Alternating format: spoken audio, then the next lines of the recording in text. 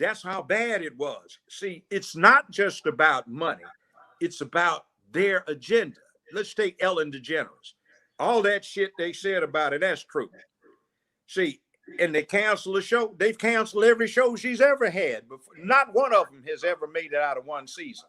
Some seasons she's actually had 2 and 3 shows because she's the poster child for lesbianism. She came out and ruined that comedy sitcom she was on when she talked about she was a lesbian. Mm-hmm. So they reward her. So what happened is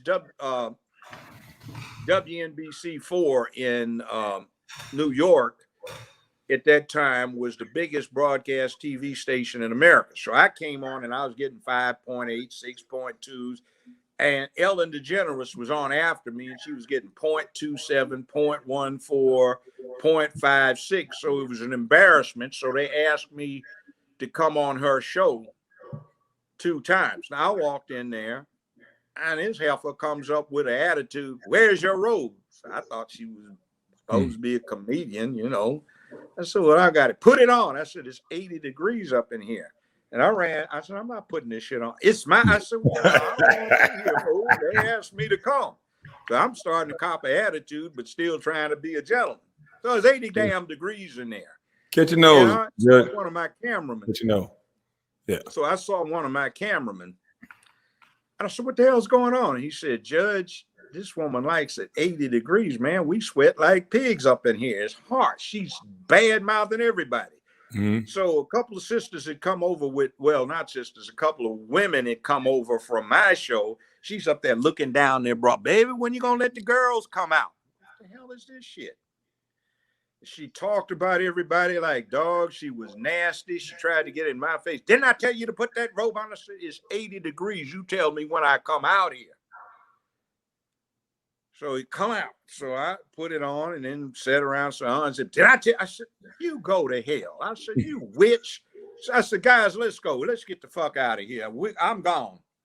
"Judge, come back, come back." So they had called all the way from, "Judge, please bear with us. We need you." Yeah. So I bore with him and I say, "You a miserable ass heifer." And the first time she ever broke 1.0 was the 2 times I was on her show the next 2 days, but the ratings dropped right back to 0, nothing, and they canceled the show. But 4 weeks after that, they gave her another one. Now, I used to live in a place called Ojai, California. Mm-hmm. I had a ranch about 75 miles outside of LA. Mm-hmm. Now, I had a beautiful movie star quality wife, ex-wife now, who was very talented. And Ellen and her wife tried to hit on my wife to set up a lesbian threesome. My wife told them what they could do with themselves. But, you know, that's the way they roll. So they reward Ellen DeGeneres and they try to make her a superstar. But this chick has never been able to keep a show for a whole season. But they called her a star. But Judge Joe Brown, they tried to act like nobody'd heard of me. Mm-hmm. So the ratings went down. They say, yeah, everybody's did because they had new media coming up.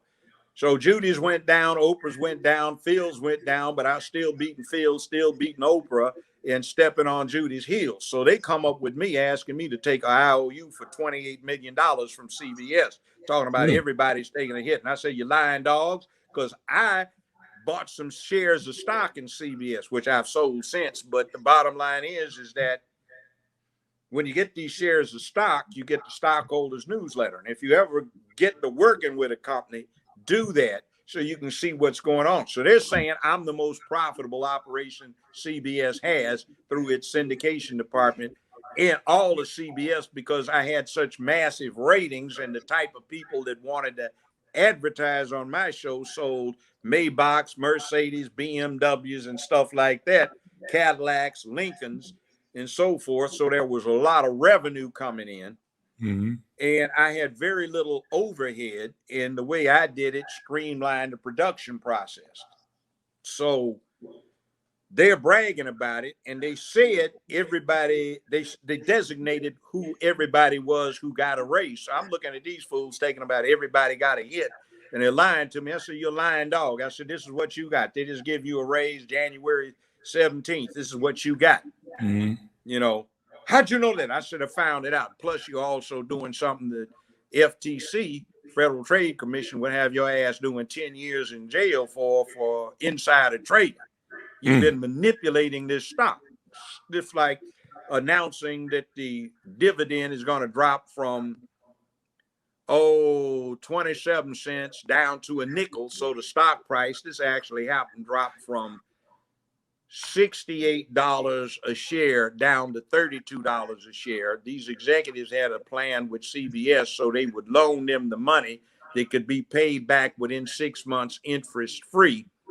So they bought up all of the stock that they could. CBS bought up $280-some million of its own stock at $32 a share, which, as per the intention, had dropped from 68 to 32 because of the announcement the dividend would be cut to a nickel.